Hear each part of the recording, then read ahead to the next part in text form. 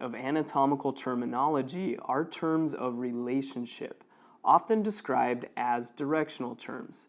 And some of these are going to be found in pairs. Now, the terms could either be used as a pair with one term relating to another, or used independently in some cases. And the idea is that these directional terms or terms of relationship will better help us relate one structure in the body to another. For example, if we were to look at the terms superficial versus deep, we would describe structures that are located closer towards the skin or the surface of our body as being superficial, while those that are directed or further away from the skin are going to be termed deep. So we're going to see that we will have some structures that are going to be more deeply located and some that are more superficially located. A good example of this is the venous system, where we're going to have some veins that are going to be more superficially located and course through the just hypodermis or subcutaneous tissue, while we're also going to have some deep veins that are going to course deeper to other structures.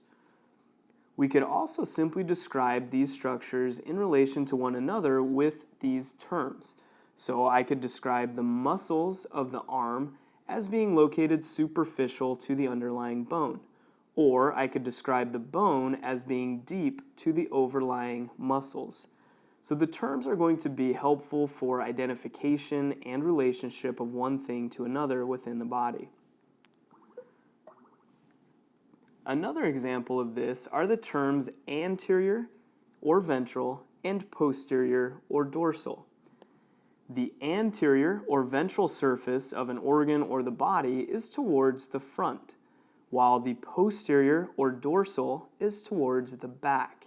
And you can help remember the term dorsal or back by thinking of the dorsal fin of a dolphin or a fish, which is located along the back of that animal. So the posterior surface or anterior surfaces could also describe an individual organ or a compartment within a region of the body. For example, there are muscles more anteriorly located and those more posteriorly located. We can also describe structures as either being superior or cranial and inferior or caudal. Cranial means the head, while caudal means the tail.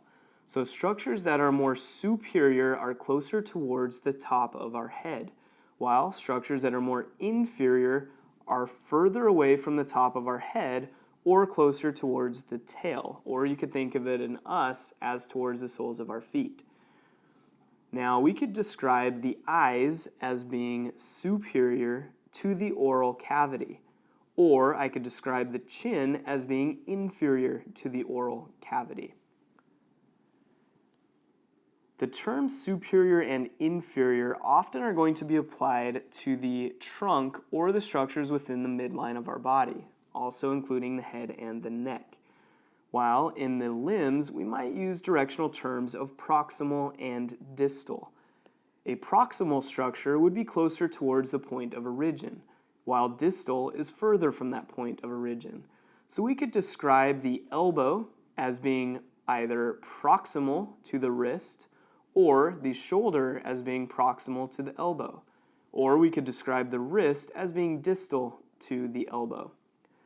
We could also use these terms proximal and distal with some of the hollow organs of our body, like those found in our digestive tract, where the stomach would have a proximal end and a distal end, as would the small intestine and the large intestine.